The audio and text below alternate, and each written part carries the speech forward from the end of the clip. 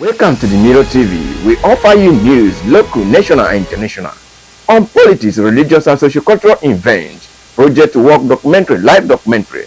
Contact us today, and do not forget to subscribe and drop your comments as we give you updates on daily basis. Roads, and we have state roads.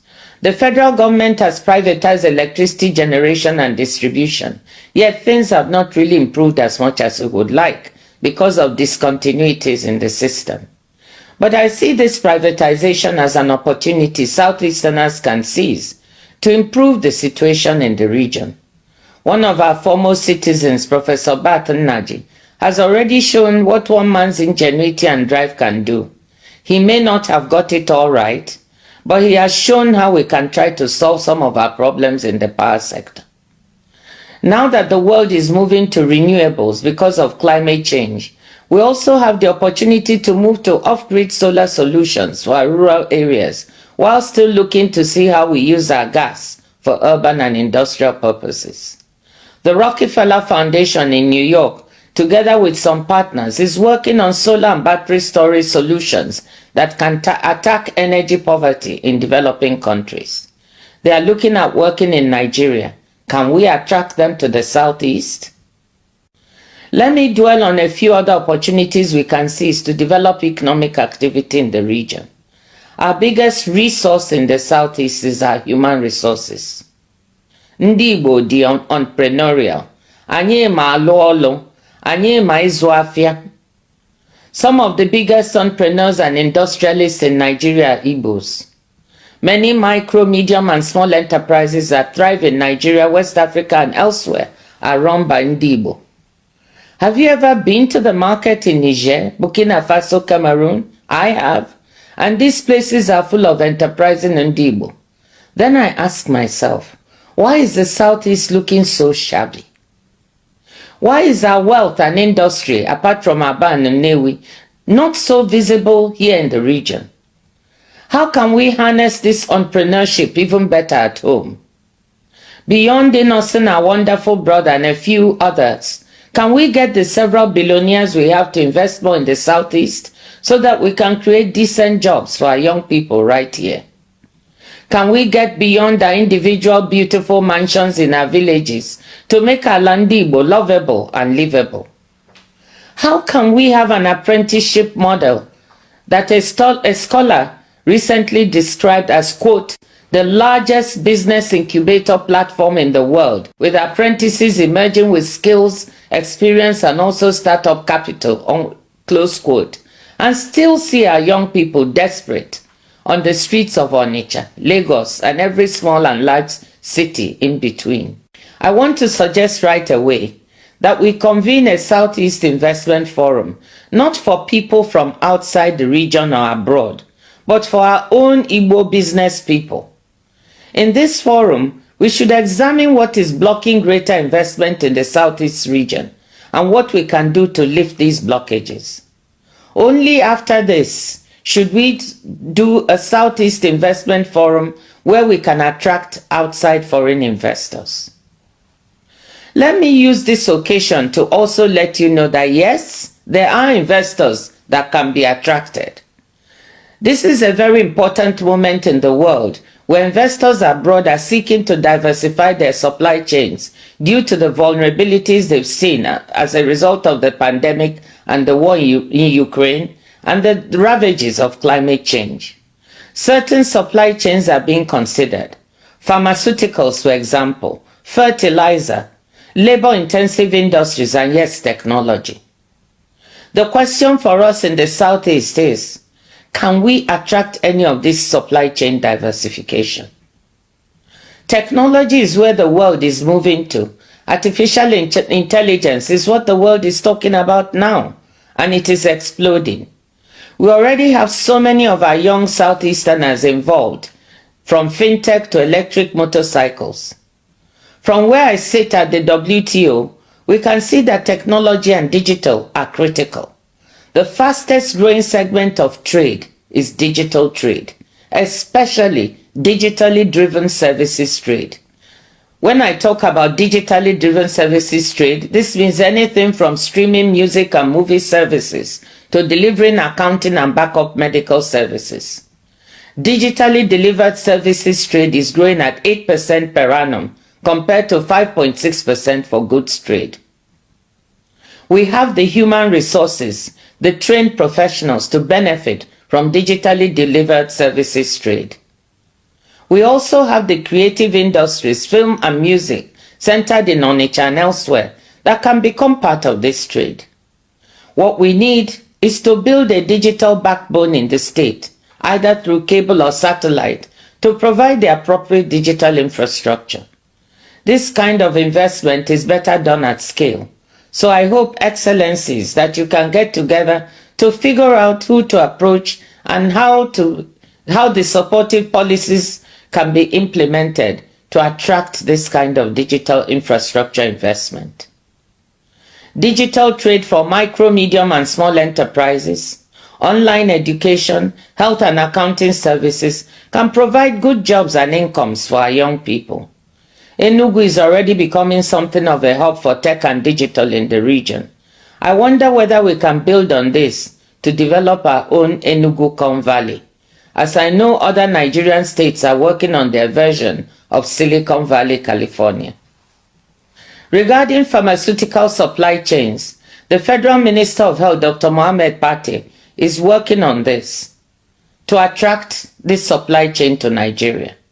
I suggest that as a region you approach him to see if you can work together to attract vaccines, therapeutics or diagnostics manufacturing facilities here to the southeast.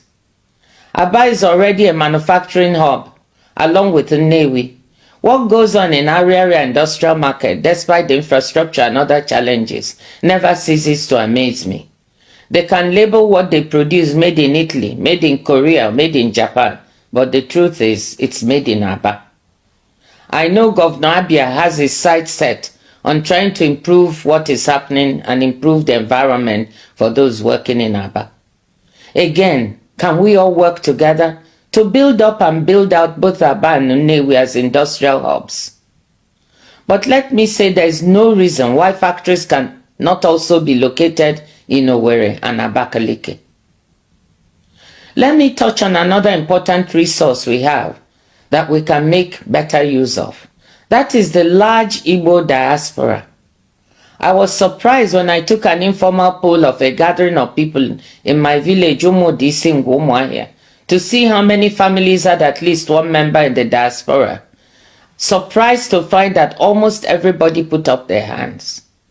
The Southeast has one of the largest diasporas in Nigeria, if not Africa. There are Igbos everywhere, from Douala to Durban, London to Leipzig, New York to Newfoundland. Igbos are highly educated professionals, university professors, doctors, lawyers, engineers, accountants and nurses, and also big sports stars in football and basketball in the USA in particular.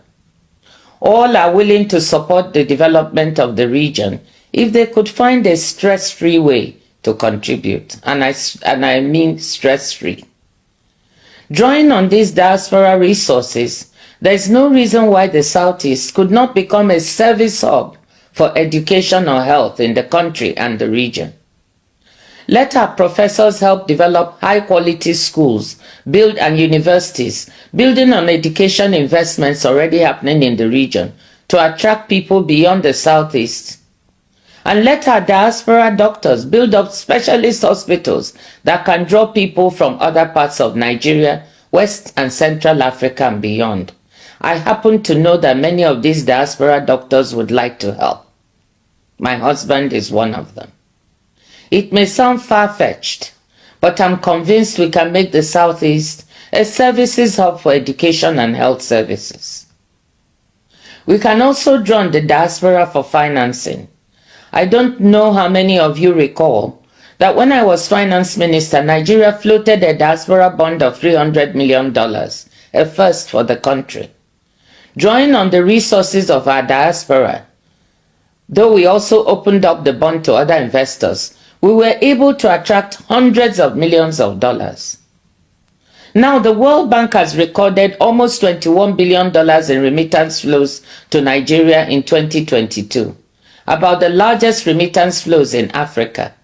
A significant portion of this must come from Southeasterners abroad.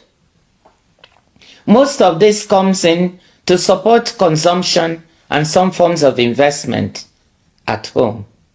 I'm sure the Southeast governors coming together can do some financial engineering and find a way to float a Southeast Diaspora Bond or Fund to capture some of these flows and channel them towards financing some of these development priorities. I know that support from the federal government Ministry of Finance will be needed. It seems to me that we can pitch this to the incoming team. They seem to be open to fresh ideas, so why don't we try to muster their support? You will notice that I've not dwelt on agriculture or natural resources. This is because that is where we always go first when we are talking about opportunities in the region, forgetting all the other possibilities that I've just spoken about. But I have not forgotten that we have big opportunities in agriculture, oil and gas, and some other minerals, some of which may now be in demand as the world seeks to decarbonize and get to net zero carbon emissions in 2050. But again, to fully make use of this, value-added investments in these areas will need hassle-free bureaucracy and appropriate investment environments. Before I conclude, let me say that many of these opportunities that I mentioned will not prove as attractive if the macroeconomic environment in the country is unstable. Low growth, high inflation, the depreciating naira, and exchange rate volatility make for daunting challenges. The federal government will have to get a handle on overall macroeconomic management for the country to attract both domestic and foreign investment and for the country to grow. They insist they are working on this, and I hope we can see stability soon. In the meantime, Southeast governors must work on the elements they can control, many of them listed above. Excellencies, ladies and gentlemen, let me conclude by saying that I'm optimistic. Yes, I'm optimistic for the Southeast. Your coming together at this time is a great sign. Our youth and women are vibrant. They are ready to work. They are just waiting for a truly committed leadership. We have what it takes in the Southeast. Let us just get on and do it.